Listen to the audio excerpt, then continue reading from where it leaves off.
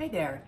Today I want to take a few minutes and talk to you about laziness, which is actually an idea I don't even believe in.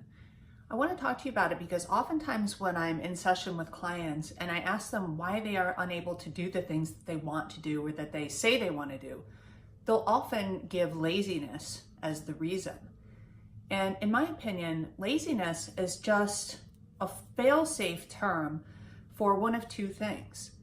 It's either about avoidance or exhaustion.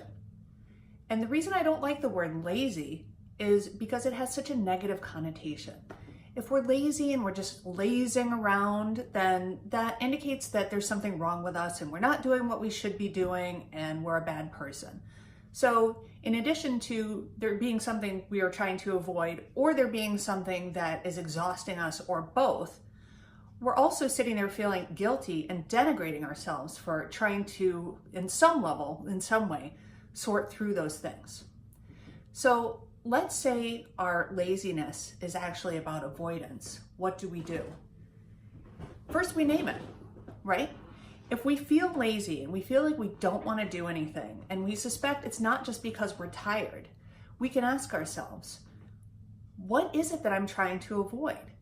You don't necessarily have to do anything about it, but simply naming it can clarify for you what the issue is and perhaps give you the opportunity to make a plan to stop avoiding it at some point.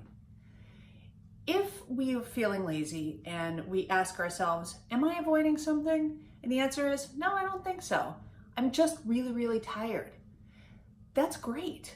That is a great reason to stop, slow down, and allow yourself to rest, which we should do without feelings of guilt.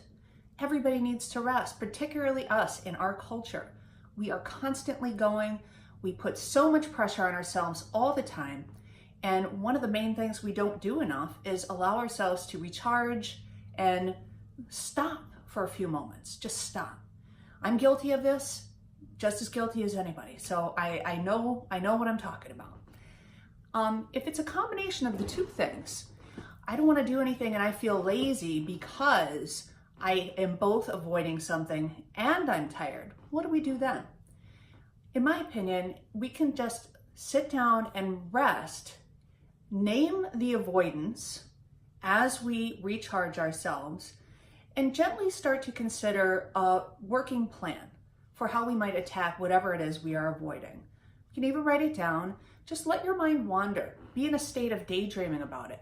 That often really helps to solve problems in a way that intensive cognitive thinking doesn't.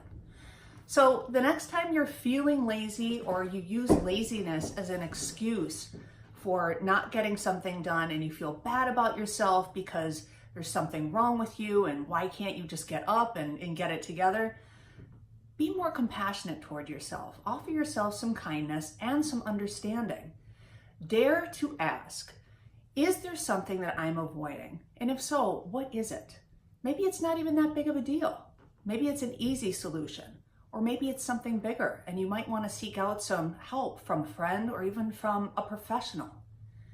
Or maybe you're just tired and you need to forgive yourself for that. It's not a weakness or a character flaw. We all get tired and we need to allow ourselves to rest. If it's both, rest while you consider the problem. And maybe when you stop resting and you feel rested, you'll be much better equipped to attack what is actually bothering you. So let's lose this word lazy altogether. I don't like it. I don't like it at all. I don't like what it implies about us, about others. I don't believe in it. If we're feeling lazy, we're either avoiding something or we're exhausted or both. Try and figure out what that means for you. Thanks, guys. You can find me on PsycheFinder.com. And I look forward to any feedback you might have for me. If you disagree with what I've talked about here, please let me know about it. And I'll see you guys tomorrow. Bye.